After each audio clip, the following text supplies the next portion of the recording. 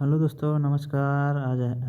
चलिए आज हम आपको शास्त्रीय नृत्य के बारे में पढ़ाएंगे। जी हाँ, ये जो हमारा नोट्स है, हैंड रिटन नोट्स, उसी के आज हम उसी हैंड रिटन को नोट्स को लेकर आप लोगों के बीच में जीएस के सेगमेंट में शास्त्रीय नृत्य और शास्त्रीय भाषा है जो, लेकिन यहाँ पर हम आपसे शास्त्रीय नृत्य की चर्चा केवल करेंगे। तो चलिए हम लोग शास्त्रीय नृत्य के बारे में जानेंगे आज और उसके बारे में पढ़ेंगे। तो चलिए शुरुआत करते हैं शास्त्रीय नृत्य की। जी हाँ, शास्त्रीय नृत्य जैसा कि जानते हैं आप लोग, इसका उल्लेख जो है भरत मुनि के ग्रंथ नाट्य शास्त्र में किया गया है और इसे सारंगदेव जो कि संगीत रत्नाकर के रूप में प्रसिद्ध हैं, तो इसे भी आप लोग याद रखेंगे। तो यहाँ पर इसका उल्लेख जैसे भरत मुनि के ग्रंथ में नाट्य शास्त्र में और सारंगदेव जो है संगीत रत्नाकर में इसका उल्लेख किया गया है, तो इसे आप लोग याद रखेंगे। अब आइए हम लोग देखते हैं शास्त्रीय नृत्य में शास्त्रीय नृत्य कुल कितने हैं। तो ये 8 शास्त्रीय नृत्य हैं जो संगीत नाटक अकादमी के अनुसार, जी हाँ, संगीत नाटक अकादमी के अनुसार कुल 8 शास्त्रीय नृत्य हैं, जिसमें पहला भरतनाट्यम, दूसरा कुचिपुड़ी। भरतनाट्यम आपका तमिलनाडु से है, कुचिपुड़ी जो आंध्र प्रदेश से संबंधित है, कथकली है जो कि कर्नाटक से, मोहिनी अट्टम है जो ये भी केरल से है। उसके बाद सॉरी, यहाँ पे कथकली और मोहिनी अट्टम जो है ये आपका केरल से है। बाकी मणिपुरी जो है मणिपुरी से, उड़ीसा से, कथक जो यूपी से है, सत्रिया जो है आपका असम से है, तो इसे आप लोग याद रखिएगा। तो यहाँ पर हमने कथकली और मोहिनी अट्टम जो है दोनों केरल से है, भरतनाट्यम तमिलनाडु से, कुचिपुड़ी आंध्र प्रदेश से, आप लोग याद रखेंगे। आइए मैप के माध्यम से हम थोड़ा यहाँ देख लेते हैं। जी हाँ, तो ये देखिए आपका जो कथक है ये यूपी में, और ये सत्रिया आपका असम में, मणिपुरी यहाँ पे आपका मणिपुर में, उड़ीसा जो उड़ीसी में, कुचिपुड़ी जो आंध्र प्रदेश में, भरतनाट्यम तमिलनाडु में यहाँ पे, और ये केरल में आपका मोहिनी अट्टम और कथकली दोनों संबंधित है, तो इसे आप लोग याद रखिएगा। हमारा शार्ट नोट्स है उसी से आपको डायरेक्ट मैं यहाँ पर पीडीएफ के माध्यम में करवा रहा हूँ, तो इसे आप लोग देखिए और बहुत अच्छे से यहाँ पर तैयार किया गया है। इसे देख लेंगे आप तो फिर आपका शास्त्रीय नृत्य जो है उस वहाँ से कोई सवाल नहीं छूटेगा। चलिए फिर अगला हम लोग देखेंगे संस्कृति मंत्रालय के अनुसार कुल 9 शास्त्रीय नृत्य हैं। जी हाँ, संस्कृति मंत्रालय के अनुसार बात करें तो कुल 9 शास्त्रीय नृत्य हैं, और संगीत नाटक अकादमी के अनुसार 8 शास्त्रीय नृत्य हैं। जी हाँ, तो ये आप लोग याद रखिएगा, क्योंकि 9वां शास्त्रीय नृत्य जो संस्कृति मंत्रालय ने माना उसे छऊ को माना। जी हाँ, 9वां जो है छऊ को माना, जो पश्चिम बंगाल, उड़ीसा और झारखंड में प्रसिद्ध है। अब आइए हम लोग बात करते हैं नृत्य 2 प्रकार के होते हैं, एक शास्त्रीय नृत्य होता है, एक लोक नृत्य होता है। जी हाँ, तो शास्त्रीय नृत्य जो होता है उसका उल्लेख शास्त्रों में किया गया है, शरीर का संचालन में लयबद्ध होता है। लोक नृत्य की बात करें तो इसे फोक डांस कहते हैं, या स्थानीय विशेष क्षेत्र विशेष का डांस होता है, जैसे कि फसल कटाई, त्यौहार या जनजातीय लोगों के द्वारा किया जाता है, तो इसे भी आप लोग याद रखेंगे। अगला हम लोग देखेंगे कि नाट्य शास्त्र के 8 प्रकार के रस मिलते हैं। जी हाँ, नाट्य शास्त्र में 8 प्रकार के रस मिलते हैं, जिसमें श्रृंगार रस, वीर रस, भय रस, करुणा रस और घृणा रस, आश्चर्य रस, रौद्र रस और हास रस। तो ये 8 प्रकार के रस हैं जो नाट्य शास्त्र में मिलते हैं। अब हम लोग चलिए बात करेंगे यहाँ पर शास्त्रीय नृत्य में पहले नंबर पर भरतनाट्यम की। जी हाँ, ये भरतनाट्यम, इसे हम लोग देखेंगे, इसके बारे में पढ़ेंगे। तो इसमें है कि ये सबसे पुराना है जो कि तमिलनाडु से संबंधित है, और इसे इसके भारत से याद करते हैं। भाव, राग और ताल, इसकी विशेष भाव भंगिमा होती है यहाँ पर। इसका मेन जो इसमें रोल होता है भाव, राग और ताल की। तो इसका अन्य नाम भी इसे हम दासी अट्टम के नाम से जानते हैं, जो कि देवदासियों के द्वारा किया जाता है। दासी अट्टम जो है देवदासियों के द्वारा किया जाता है। फिर इसे अग्नि अट्टम भी कहते हैं, और सादिर अट्टम भी इसे कहा जाता है, जो कि राज दरबार में देवदासियों द्वारा भारत में अट्टम कहा गया है। नाट्यम को सादिर अट्टम भी कहा गया है, तो इसे अभी आप लोग याद रखेंगे। राज दरबार में देवदासियों के द्वारा भरतनाट्यम को सादिर अट्टम भी कहा गया, तो इसे भी आप लोग याद रखेंगे। अगला हम लोग देखेंगे अलारिप्पू। जी हाँ, अलारिप्पू जो है भरतनाट्यम है, शुरुआत इसके देवताओं की प्रार्थना से होती है। जी हाँ, अलारिप्पू जो है भरतनाट्यम, इसकी शुरुआत देवताओं की प्रार्थना से होती है। तिल्लाना जो है इसमें होता है, भरतनाट्यम का अंत होता है, झुककर किया जाता है, इसका अंत होता है इस डांस का। और इस डांस के गुरु जो होते हैं उनको कहा जाता है नट्टवनार। जी हाँ, इस डांस भरतनाट्यम के जो गुरु होते हैं इस डांस के, उनको हम नट्टवनार कहते हैं। इसकी प्रमुख विशेषता की बात करें तो 3 अंगुलियों से ओम बनाया जाता है। जी हाँ, 3 अंगुलियों से ओम बनाया जाता है, और घुटने मोड़कर पैर पर भार डालते हैं। जी हाँ, घुटने मोड़कर पैर पर भार डालते हैं। तो यह इस तरह हम लोगों ने यहाँ पर भरतनाट्यम के बारे में देखा कि उसकी कैसी भाव भंगिमा, भाव, राग, ताल का विशेष रोल होता है इसमें, और उससे किस किस नामों से जाना जाता है और कैसे कैसे उसको किया जाता है, इसके बारे में हम लोगों ने जाना। अब हम इसके प्रमुख कलाकारों के बारे में जानेंगे। जी हाँ, प्रमुख कलाकार के बारे में इसके पढ़ेंगे। तो प्रमुख कलाकार के बारे में आइए देखते हैं। प्रमुख कलाकार की बात करें तो यहाँ पर रुक्मणी देवी अरुणडेल जो कि पहली नृत्यांगना है जो कि राज्यसभा के सदस्य के रूप में नामित की गई। जी हाँ, रुक्मणी देवी अरुणडेल जो हैं इनको ये पहली नृत्यांगना है जिसे राज्यसभा के सदस्य के रूप में नामित किया गया। कला फाउंडेशन की स्थापना 1936 में हुई थी। और पद्म भूषण की बात करें तो 1956 में इन्हें रुक्मणी देवी अरुणडेल को मिला था। इन्होंने कला फाउंडेशन की स्थापना 1936 में की थी। तो इसे आप लोग याद रखिएगा। अगला हम लोग देखेंगे दूसरा नंबर पर ई कृष्णा अय्यर हैं। जी हाँ, इसके एक प्रमुख कलाकार। उसके बाद तीसरी बात करें तो यामिनी कृष्णमूर्ति। जी हाँ, यामिनी कृष्णमूर्ति जी हैं जो कि भरतनाट्यम और कुचिपुड़ी दोनों के प्रख्यात कलाकार हैं। जी हाँ, और उन्हें पद्म भूषण 2016 में प्रदान किया गया। तो इसे भी आप लोग याद रखिएगा। चौथा हम लोग देखेंगे लीला सैमसन जी, ये भी भरतनाट्यम के कलाकार हैं। पाँचवीं की बात करें टी बाला सरस्वती जी हैं जिन्हें क्वीन ऑफ भरतनाट्यम कहा जाता है। यह पद्म भूषण इन्हें 1971 में मिला। और सत्यजीत रे ने इनके नाम पर एक डॉक्यूमेंट्री फिल्म ई बाला बनाई थी। जी हाँ, इसे आप लोग याद रखिएगा। सत्यजीत रे जो कि हमारी फिल्म जगत के पितामह कहे जाते हैं, इन्होंने ई बाला डॉक्यूमेंट्री बनाई थी। तो इसे आप लोग याद रखेंगे। अगला देखेंगे छठा मृणालिनी साराभाई इससे संबंधित हैं। बैजंती माला भी भरतनाट्यम से संबंधित हैं। और सोनल मान सिंह हैं जो कि भरतनाट्यम और ओडिसी दोनों से संबंधित। तो यहाँ आपने देख लिया कि यामिनी कृष्णमूर्ति हैं जो भरतनाट्यम और कुचिपुड़ी दोनों से संबंधित हैं। और यहाँ पे एक सोनल मान सिंह हैं जो भरतनाट्यम और ओडिसी से संबंधित है। तो इसे आप लोग याद रखेंगे। और सोनल मान सिंह जो है जुलाई 2018 में इन्हें राज्यसभा में नामित किया गया था। और यहाँ पर आप में राज्यसभा में जैसे पहली जो थी आपकी हमने ऊपर देख लिया था रुक्मणी देवी अरुणडेल जो राज्यसभा में नामित की गई थी। तो यहाँ दूसरी सोनल मान सिंह हैं और पहली यहाँ पर रुक्मणी अरुणडेल हैं जो कि राज्यसभा में इन्हें नामित किया गया था। और 2003 में इन्हें पद्म विभूषण भी मिला था। इसे भी आप लोग याद रखिएगा सोनल मान सिंह को। अगला हम लोग देखेंगे न्यामा मालविका सरुकाई थी। जी हाँ, ये भी भरतनाट्यम से संबंधित हैं। और 10वीं की बात करें तो पद्मा सुब्रमण्यम जी हैं, ये भी हमारे भरतनाट्यम से संबंधित हैं। तो इस तरह हम लोगों ने भरतनाट्यम से संबंधित जितने भी कलाकार थे उनके बारे में पढ़ लिया, उसके बारे में पढ़ लिया, और डांस कैसे होता है, किस भाव भंगिमा से होता है, ये भी हम लोगों ने पढ़ लिया। अब हम लोग अगला देखेंगे अगला शास्त्रीय नृत्य। जहाँ अगला शास्त्रीय नृत्य हमारा कुचिपुड़ी जो कि आंध्र प्रदेश से संबंधित है, इसके बारे में पढ़ेंगे। तो आंध्र प्रदेश का नाम आंध्र प्रदेश के कुचेलापुरम गाँव से पड़ा है। इसे थाल नृत्य या मटका नृत्य भी कहते हैं। जी हाँ, इसे थाल नृत्य या मटका नृत्य कहते हैं क्योंकि लोग इसमें थाल या मटका रख के सर पे नाचते हैं। और इसके आराध्य देव जो हैं शिव माने गए हैं। जी हाँ, इसके आराध्य देव जो हैं हमारे शिव शंकर भगवान जी माने गए हैं। आधार भागवत पुराण है। जी हाँ, भागवत पुराण के आधार पर इसका आयोजन किया जाता है। और श्रृंगार रस की प्रधानता इसमें होती है, भी आप लोग याद रखिएगा। हमारे एग्जाम में पूछ भी लिया जाता है। इसमें श्रृंगार रस की प्रधानता होती है और यह भागवत पुराण के कथाओं पर इसका आयोजन किया जाता है, प्रयोजन किया जाता है। अगला हम लोग देखेंगे इसमें। तो यहाँ पर हम लोगों ने देख लिया कि इसमें जो आधार है ये भागवत पुराण है। जी हाँ, भागवत पुराण है और श्रृंगार रस की प्रधानता इसमें होती है। तो इसे आप लोग याद रखिएगा। तो यहाँ हम लोगों ने देख लिया। अब हम लोग देखेंगे कि जल चित्र नृत्य। जी हाँ, जल चित्र नृत्य जो कि कुचिपुड़ी नृत्य के दौरान नर्तक अपने पैर के अंगूठे से थाल या जमीन के ऊपर चित्र उकेरता है। जी हाँ, इसमें जो होता है जल चित्र नृत्य किया जाता है, जिसमें क्या होता है कि नृत्य के दौरान नर्तक अपने पैर के अंगूठे से थाल या जमीन के ऊपर चित्र उकेरता है। तो इस तरह इसमें डांस किया जाता है। हम लोगों ने कुचिपुड़ी के बारे में जान लिया। अब हम इसके प्रमुख कलाकारों के बारे में जानेंगे। जी हाँ, प्रमुख कलाकारों की बात करें तो यहाँ पर यामिनी कृष्णमूर्ति जैसा कि आप जानते हैं ये भरतनाट्यम के भी कलाकार हैं। और इन्हें पैशन ऑफ डांस, जी हाँ, ये पैशन ऑफ डांस बायोग्राफी भी इनकी है यामिनी कृष्णमूर्ति की, इसी के उस पर। तो इसे भी आप लोग याद रखिएगा। अगले इसकी कलाकार देखें तो राजा रेड्डी जी। जी हाँ, जो कि हमारी इसी कुचिपुड़ी से संबंधित हैं। राजा रेड्डी, जी हाँ, ये भी हमारी कुचिपुड़ी से संबंधित है। रागिनी देवी कुचिपुड़ी से संबंधित है।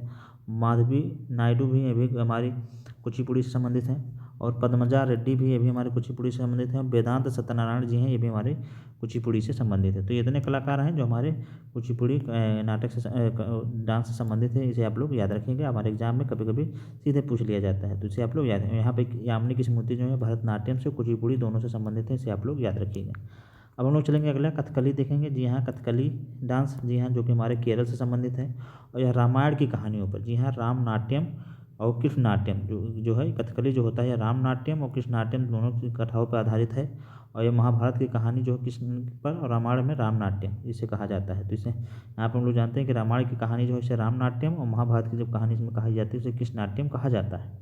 इसमें क्या होता है कि आँखें और भौहों का संचालन किया जाता है। जी हाँ, आप लोग जानते होंगे, देखे होंगे कथकली का जो होता है, इसे घुटने थोड़ा मोड़ के इधर-उधर करके इसी से आँखें इसी से थोड़ा हिलाई जाती है। तो इसमें रंग और भौहें का संचालन किया जाता है और इसमें रंगों का भी ज़्यादा सम्मिश्रण होता है, जो कि जैसे कि हरा रंग, काला रंग और लाल रंग, 3 रंगों का उपयोग इसमें किया जाता है। ये रंग जो है चावल पीसकर तैयार किए जाते हैं। जी हाँ, इसमें आँखें और भौहों का संचालन होता है और इसमें हरा रंग, काला रंग और लाल रंग का उपयोग होता है। जिसमें हरा रंग को अच्छाई, दिव्यता, जीत और शालीनता का प्रतीक माना जाता है। वहीं काला रंग को राक्षसों और बुराई का प्रतीक माना जाता है। वहीं लाल रंग जो है दुष्टों के लिए, जैसे कि रावण के लिए इसमें प्रयोग किया जाता है। तो इसे भी आप लोग याद रखिएगा। अगला हम लोग देखेंगे कथकली में अनिवार्य रूप से, कथकली में जो है अनिवार्य रूप से मुकुट होना चाहिए। जी हाँ, किरीट जिसे बोलते हैं, मुकुट इसमें होना चाहिए। और शुरू पुरुष किए थे, लेकिन अब महिलाएं भी करती हैं। जी हाँ, पहले इसको पुरुष करते थे, लेकिन अब महिलाएं भी इसे करने लगी हैं। इसे भी आप लोग याद रखेंगे। तो यहाँ हम लोगों ने कथकली के बारे में जान लिया, उसके कैसे किया जाता है, उसमें क्या क्या इस्तेमाल होता है, किस तरह होता है, इसके बारे में जाना। अब हम लोग चलेंगे इसके प्रमुख कलाकार के बारे में जानेंगे। तो इसके प्रमुख कलाकार की बात करें तो इसके प्रमुख कलाकार नारायण मेनन है, जो कि पुनर्जीवित इन्होंने किया इसको। उसके बाद कृष्ण कोहरी कोपनीय, जो कि गुरु गोपीनाथ को कहा जाता है। फिर रीता गांगुली जी, जी हाँ, रीता गांगुली आप लोग जानते होंगे, प्रमुख कलाकार हैं इसकी। मृणालिनी साराभाई, जो कि बहुत ही विख्यात कलाकार, भरतनाट्यम और कथकली ये दोनों के लिए जानी जाती हैं मृणालिनी साराभाई। कृष्ण नायर जी हैं। फिर अगला मिलेना सेल्वी जी, जो कि इटली की थी। और गुरु कुंज कुरूप हैं। जी हाँ, और 8वीं इसकी शांताराम। तो ये इतने लोग जो कि हमारी इस कथकली डांस से संबंधित हैं। तो इसे भी आप लोग याद करिए। तो इसे आप लोग याद रखिएगा। मृणालिनी साराभाई बहुत इंपॉर्टेंट है, जो कि भरतनाट्यम और कथकली दोनों से संबंधित है। इसे आप लोग याद रखिएगा। और रीता गांगुली, इसे आप लोग जरूर याद रखिएगा। तो यहाँ हम लोगों ने कथकली के बारे में देख लिया। अब हम लोग चलेंगे अगले अगले नृत्य के बारे में, मोहिनी अट्टम। जी हाँ, मोहिनी अट्टम के बारे में बात करेंगे। ये भी हमारा केरल से ही संबंधित है और ये केवल महिलाएं करती हैं। जी हाँ, मोहिनी अट्टम जो होता है ये केवल महिलाएं करती हैं। ऊपर आपने देखा कथकली, इससे पहले पुरुष करते थे, जिसे अब महिलाएं भी करने लगी। और ये मोहिनी अट्टम है, जो कि केवल महिलाएं करती हैं।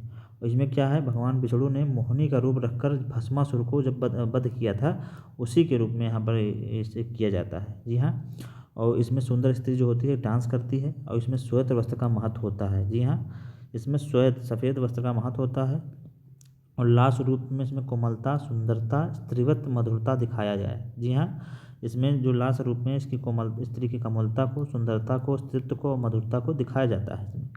और इस डांस के संरक्षण की बात करें तो त्रावणकोर के राजाओं द्वारा इस डांस का संरक्षण किया गया, मोहिनी अट्टम का। और इसे पंजों पर नृत्य किया जाता है। तो इसे आप लोग याद रखेंगे, पंजों के बल पर इसका नृत्य किया जाता है। तो इस तरह हम लोगों ने मोहिनी अट्टम के डांस के बारे में जाना। अब हम लोग इसके प्रमुख कलाकार के बारे में जानेंगे। तो इसके प्रमुख कलाकार की बात करें तो कल्याणी कुट्टी अम्मा। जी हाँ, इनके नाम पर documentary mother of Mohini Attam, जी हाँ, इन्हें कहा जाता है। कल्याणी कुट्टी अम्मा डॉक्यूमेंट्री बनी है। फिर अगले श्रीदेवी, जो कि हमारी बॉलीवुड की हीरोइन भी रह चुकी हैं। हेमा मालिनी, जी हाँ, ये भी हमारी क्या नाम है, इसी मोहिनी अट्टम डांस से आप संबंधित हैं। इसे आप लोग याद रखेंगे। फिर मंडमम क्षेमवती जी हैं। भारती शिवा जी हैं, इससे संबंधित हैं। जया प्रभा मेनन जी हैं। भारती नायर जी हैं। तो ये कुछ हमारे प्रमुख कलाकार थे जो हमारे मोहिनी अट्टम डांस से संबंधित थे। तो यहाँ सबसे ज़्यादा आपको जरूरी श्रीदेवी और हेमा मालिनी और कल्याणी कुट्टी अम्मा हैं, जो कि इनके नाम पर documentary mother of Mohini Attam बनाई गई। तो इसे भी आप लोग याद रखिएगा। तो यहाँ हम लोगों ने मोहिनी अट्टम के बारे में जाना। अब हम लोग चलेंगे ओडिसी डांस के बारे में जानेंगे। जी हाँ, ओडिसी डांस के बारे में देखेंगे। तो ओडिसी डांस के बारे में हम लोग पढ़ेंगे कि ये मंदिरों में होने वाला डांस है, जिसे देवदासी डांस भी कहा जाता है। इसका पहला साक्ष्य जो है उदयगिरी गुफा में, जो कि उड़ीसा में खारवेल वंश के राज में मिला था। और दूसरा जो है इसका कोणार्क सूर्य मंदिर उड़ीसा में इसका साक्ष्य मिला था। तो इसे भी आप लोग याद रखिएगा। इसमें क्या होती है, त्रिभंग मुद्रा होती है। जी हाँ, शरीर को 3 बार वक्र के रूप में मोड़ा जाता है और यहाँ पर शरीर को 3 बार वक्र के रूप में मोड़ा जाता है। तो इसे आप लोग याद रखेंगे, त्रिभंग मुद्रा होती है। तो इस तरह हम लोगों ने उड़ीसा डांस के बारे में जाना। अब इसके प्रमुख कलाकार के बारे में जानेंगे। जी हाँ, आइए प्रमुख कलाकार के बारे में जानते हैं। तो इसके प्रमुख कलाकार की बात करें तो केलुचरण महापात्रा। जी हाँ, केलुचरण महापात्रा पद्म विभूषण ये पुरस्कार पाने वाले पहले उड़ीसी थे। जी हाँ, केलुचरण महापात्र बहुत ही इंपॉर्टेंट हैं, ये हमारे एग्जाम के लिए। ये पद्म विभूषण भी सम्मानित है। ये पुरस्कार पाने वाले पहले उड़ीसी हैं। सोनल मान सिंह भी हैं, जो कि प्रमुख कलाकार हैं उड़ीसी की। वह जो कि भरतनाट्यम भी करती हैं। तो इस और 2003 में पद्म विभूषण इन्हें मिला था और राज्यसभा सांसद भी रही हैं। संयुक्ता पाड़ी कढ़ाई ये भी बहुत ही फेमस हैं इसके लिए। अगला गुरु पंकज चरण दास हैं। 5वें इंद्राणी हैं आपकी। 7वें आपके माधवी मुदगल हैं। और चार्ल्स फेबरी, जी हाँ, इंद्राणी और चार्ल्स फेबरी ये दोनों डांस को अंतर्राष्ट्रीय स्तर पर इसकी ख्याति दिया था इन्होंने। तो यहाँ आप लोग ने याद रखेंगे कि जो हमारी इंद्राणी हैं, जी हाँ, इंद्राणी और चार्ल्स फ्रेबी ये दोनों जो हैं ये इस डांस को अंतर्राष्ट्रीय स्तर पर उन्होंने ख्याति इसको दिलाया है। तो इसे भी आप लोग याद रखेंगे ओडिसी डांस को। तो हमारे कुछ कलाकार थे जिनके बारे में हम लोग को जाना। अब हम लोग चलेंगे अगले डांस पे, जी हाँ, मणिपुरी। जी हाँ, मणिपुरी के बारे में बात करेंगे। जी हाँ, मणिपुरी पूरी तरह से भक्ति में लीन नृत्य होता है और इसमें राधा कृष्ण के आधार पर प्रमुख कलाकार के रूप में रासलीला करते हैं। जी हाँ, राधा कृष्ण के प्रमुख कलाकार के रूप में इसमें रासलीला करते हैं। वेशभूषा की बात करें इसमें तो कठोर घाघरा पहनते हैं, प्लस घूंघट भी रहता है, और कृष्ण जो होते हैं इसमें साड़ी और मोर पंख लगाए रहते हैं। तो इसे भी आप लोग याद रखेंगे। और सामूहिक रूप से इसे संकीर्तन कहते हैं और इसमें पुंग, चोलम और ढोल अनिवार्य है। जी हाँ, इसमें पुंग, चोलम और ढोल अनिवार्य है किसमें, मणिपुरी में। तो इसे भी आप लोग याद रखेंगे, हमारे एग्जाम में पूछ लिया जाता है। इसमें पुंग, चोलम, ढोल जो है एकदम अनिवार्य है और सामूहिक रूप से संकीर्तन होता है। थांगटा जो है मार्शल आर्ट मणिपुर का है, इसे आप लोग याद रखिएगा। इसमें उसका भी कहीं ना कहीं किया जाता है प्रयोग। और आइए इसके प्रमुख कलाकार की बात करें। प्रमुख कलाकार की बात करेंगे तो इसमें सबसे प्रमुख कलाकार झावेरी बहन है, जिसमें रंजना, दर्शना, सुवर्णा और नयना, जी हाँ, ये चारों जो है झावेरी बहनें कहलाती हैं। ये प्रमुख इसके कलाकार हैं। अगला हम लोग देखेंगे गुरु विपिन सिंह भी इसके प्रमुख कलाकार हैं। बिंबावती जी हैं, चारू माथुर जी हैं, राजकुमार सिंह जीत जी हैं और एल बीनो सिंह हैं। तो ये भी इसके प्रमुख कलाकार हैं हमारी मणिपुरी डांस के। तो इसे भी आप लोग याद रखिएगा। तो इस तरह हमने मणिपुरी के बारे में जाना।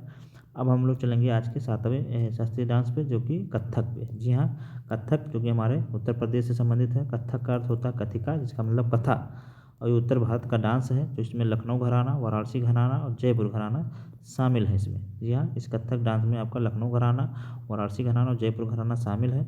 और यह पुरुष केवल धोती पहनता है, महिला इसमें साड़ी या लहंगा पहनती हैं। विशेषता की बात करें तो यहाँ पर पद संचालन गोल बिना घुटना मोड़े घूमना होता है इसमें, और घुंघरू अनिवार्य होता है इसमें। जी हाँ, कथक में जो होता है घुंघरू अनिवार्य होता है। इसमें गोल गोल बिना घुटना मोड़े इसमें घूमना होता है। बहुत ही खतरनाक डांस है, कभी आप करिए तो इसमें आपको पता चलेगा। बहुत, लेकिन इसमें करने वाले बहुत ऐसे हैं, जो कि पंडित बिरजू महाराज। अभी हम आगे देखेंगे इसके कलाकारों के बारे में।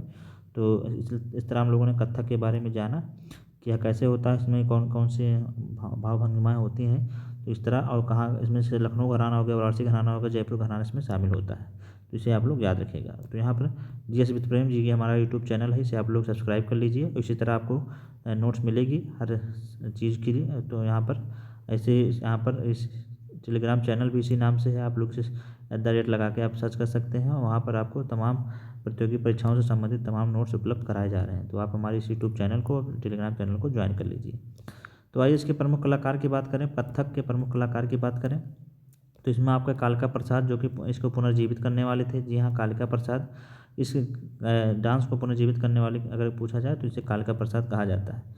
फिर अगला हम देखेंगे पंडित बिरजू महाराज, जो कि कालिका बिंदादीन लखनऊ घराना से संबंधित हैं। जी हाँ, और इनको पद्म भूषण 1986 में और 2022 में इनका निधन हो चुका है। जी हाँ, 2022 में इनका निधन हो गया पंडित बिरजू महाराज का, कालिका बिंदादीन लखनऊ घराना से संबंधित थे। फिर अगला हम लोग देखेंगे शंभू महाराज, लच्छू महाराज, अच्छन महाराज, सितारा देवी, बिंदादीन, मालविका सरकार, शोभना नारायण। एकमात्र शास्त्रीय नृत्य जिसे मुस्लिम संस्कृति का प्रयोग हुआ है। बहुत ही इंपॉर्टेंट क्वेश्चन आपके 3 स्टार 4 स्टार का यहाँ पर, इसे आप लोग जरूर लिख लीजिएगा। एक ऐसा शास्त्रीय नृत्य है जिसमें मुस्लिम संस्कृति का भी प्रयोग किया गया है। और उसके प्रमुख कलाकार में आपका शंभू महाराज, लच्छू महाराज, अच्छन महाराज, सितारा देवी, बिंदादीन, मालविका सरकार, शोभना नारायण, ये सब इसके प्रमुख कलाकार हैं, जिसे आप लोग याद रखेंगे। और पंडित बिरजू महाराज भी जी हैं, और कालिका प्रसाद जो है इसको पुनर्जीवित करने वाले हैं, इसे भी आप लोग याद रखेंगे। तो यहाँ हम लोगों ने 7वां डांस देख लिया कथक। अब हम लोग चलेंगे आज के 8वें डांस पे, सत्रिया के बारे में पढ़ेंगे। जी हाँ, जो कि सत्रिया जो है हमारा असम राज्य से संबंधित है। जी हाँ, सत्रिया असम राज्य से संबंधित है और ये भारत का नवीनतम डांस है। जी हाँ, जो कि 2000 में शामिल किया गया था, इसे आप लोग याद रखेंगे। 2000 में शामिल किया गया था, भारत का नवीनतम डांस है। इसके जनक की बात करें तो संत शंकर देव। जी हाँ, सत्रिया डांस के जो जनक है संत शंकर देव थे, और अंकिया नाट पर आधारित है। यहाँ अंकिया नाट जिसे नाटक कहते हैं, या अंकिया नाटक पर आधारित है, और यह वैष्णव धर्म से संबंधित है। इसके कलाकार की बात करें तो इंदिरा पीपी बोहरा हैं इसमें, गुरु जतिन गोस्वामी जी हैं, प्रदीप चलिहा हैं, श्री शंकर देव हैं। तो इस तरह हम लोग को देख लिया, सत्रिया डांस के बारे में पढ़ लिया कि इसके जनक जो हैं शंकर देव जी हैं, अंकिया नाट पर आधारित है। इसे 2000 में शामिल किया, भारत का नवीनतम डांस है और यह वैष्णव धर्म से संबंधित है। अन्य कलाकार की बात करें तो इंदिरा पीपी बोहरा, आपके गुरु जतिन गोस्वामी, प्रदीप चालिहा और श्री शंकर देव। और भारत के आधुनिक नृत्य में उदय शंकर ये कोरियोग्राफर हैं, जो कि 1971 में इन्हें पद्म भूषण मिला है। भारत के आधुनिक नृत्य के जनक की बात करें तो उदय शंकर जी हैं, जो कि कोरियोग्राफर हैं। 1971 में तब पद्म भूषण दिया गया है, इसे भी आप लोग याद रखिएगा। अब हम लोग चलेंगे आज के लास्ट डांस पे। यहाँ छऊ नृत्य, जो कि इसे बाद में संस्कृति मंत्रालय ने इसे माना नवा डांस शास्त्रीय नाच नृत्य माना। तो यहाँ हम लोगों ने छऊ के बारे में जानेंगे। जी हाँ, जिसे छऊ नाच कहते हैं, जो कि हमारे उड़ीसा में, झारखंड में, पश्चिम बंगाल में इसे नाचा जाता है, मतलब डांस किया जाता है। और यह उड़ीसा में इसे मयूरभंज शैली में, जिसमें मुखौटा नहीं होता है। झारखंड में इसे सरायकेला शैली में, जिसमें मुखौटा होता है। पश्चिम बंगाल में पुरुलिया शैली होती है, इसमें मुखौटा होता है। तो यहाँ आप लोग इसे याद रखेंगे। उड़ीसा में इसे मयूरभंज शैली में नाचा जाता है, जो कि मुखौटा इसमें नहीं लगाना होता है। झारखंड में सरायकेला शैली, इसमें मुखौटा लगाया जाता है। पश्चिम बंगाल में पुरुलिया शैली में इसे नाचा जाता है, जो कि मुखौटा लगाया जाता है। और यह जो है, यह डांस जो है आपके चैत माह में 13 दिन होता है। और यूनेस्को के अमूर्त धरोहर में भी इसे शामिल किया गया है 2010 में। जी हाँ, ये बहुत इंपॉर्टेंट क्वेश्चन। छऊ डांस जो है, इसे यूनेस्को के अमूर्त धरोहर में शामिल किया गया है, जो कि 2010 में से शामिल किया गया है।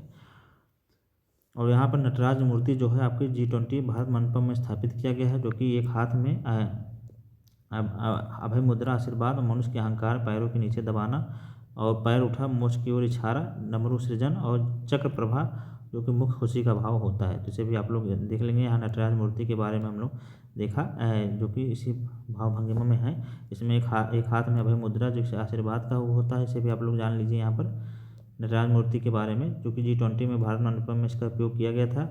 तो एक हाथ में अभय मुद्रा होती है, जो कि आशीर्वाद का संकेत है। मनुष्य के अहंकार के पैरों के नीचे दबाना, पैर उठा हुआ मोक्ष की ओर इशारा करता है। डमरू जो है सृजन का मतलब होता है। चक्र का मतलब प्रभामंडल होता है।